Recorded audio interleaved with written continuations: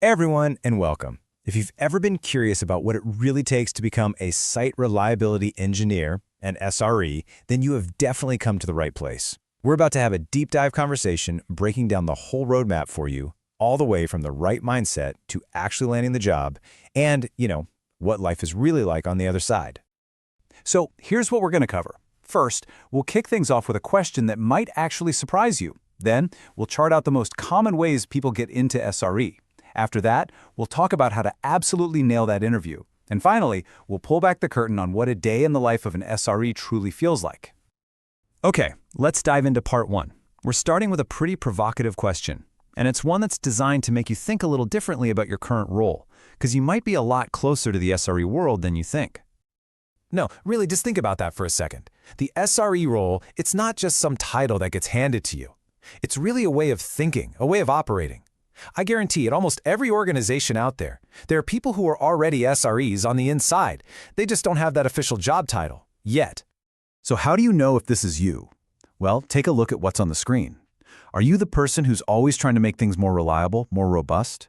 Are you the one in meetings asking those tough questions about system architecture? Or maybe you're the one who always pushes for a blameless postmortem after something breaks because you care more about learning than pointing fingers. If you're sitting there nodding along to any of this, then hey, congratulations. You're already operating with an SRE mindset.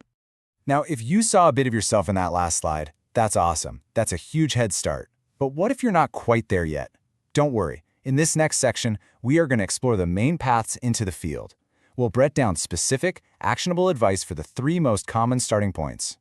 First up, for all the students out there, your main goal is to get your hands dirty and start connecting with people. Look for jobs in places like your university's research computing department. They're always doing cool stuff with infrastructure. Use those free cloud credits from AWS, Google, or Azure to build things, and more importantly, to break things in your own little sandbox. And for sure, check out conferences like SRECon. They almost always have big discounts or even scholarships for students. And this quote right here, it hits on something so important, especially if you're not a computer science major. It doesn't matter if you're studying art, history, or anything else. You're learning incredibly valuable skills. I mean, think about it. Being able to tell a compelling story. That's gold when you have to explain the why behind a major outage to a room full of execs.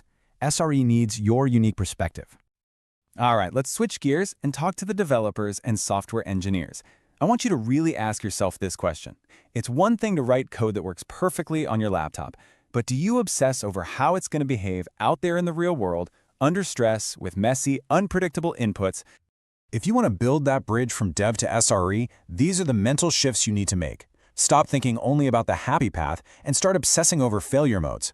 Don't just ship your code, build in solid instrumentation so it's not a total black box when things go sideways. And please, make your rollbacks just as easy and practiced as your deployments.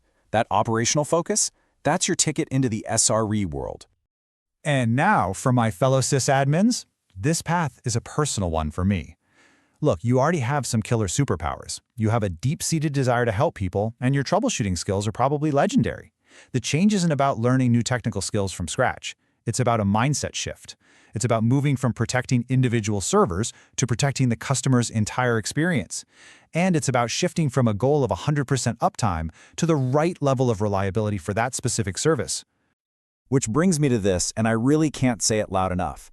Just taking your sysadmin team and renaming it the SRE team, without changing the culture, the mission, and the day-to-day priorities, it is a recipe for disaster.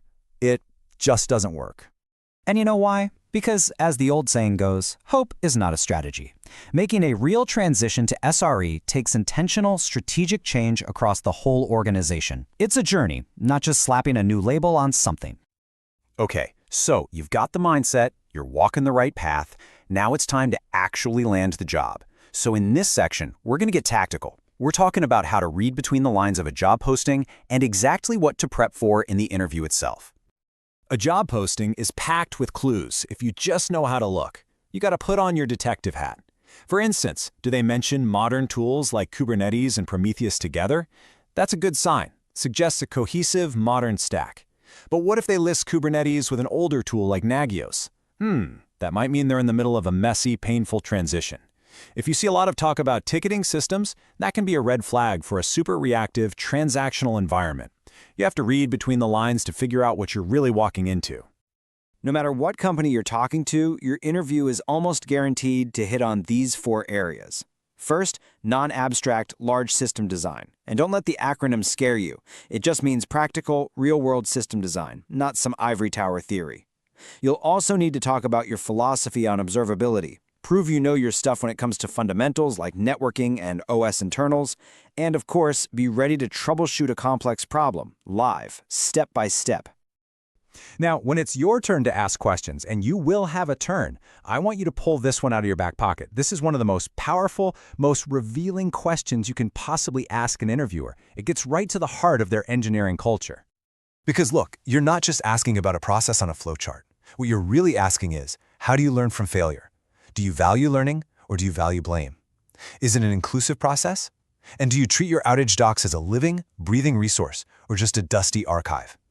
I'm telling you, their answer to this question will tell you everything you need to know about how healthy that engineering org really is.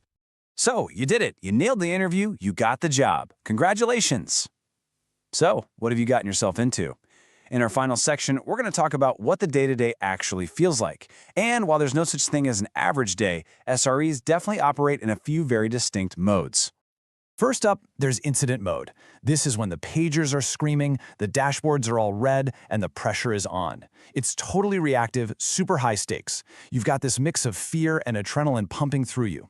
This is where all your troubleshooting skills are put to the absolute test. And then, after the fire is out, you take a deep breath, and you shift gears completely. You move into post-incident learning mode. The goal here isn't just about fixing the thing that broke, it's about deeply understanding why it broke. This is where you dig through logs, you facilitate blameless discussions, and you write everything down so the entire organization can get smarter. This is where lasting reliability is truly born. As we wrap up here, I just want to leave you with this one last thought. The journey to becoming an SRE, it can feel really long sometimes, and it doesn't matter if you're a student, a dev, or a sysadmin. But every book you read, every little tool you build, every conference you go to, they all matter. They are all signs of progress. So track them, celebrate them, and just keep putting one foot in front of the other. So my question for you is, what's the first step you're going to take today?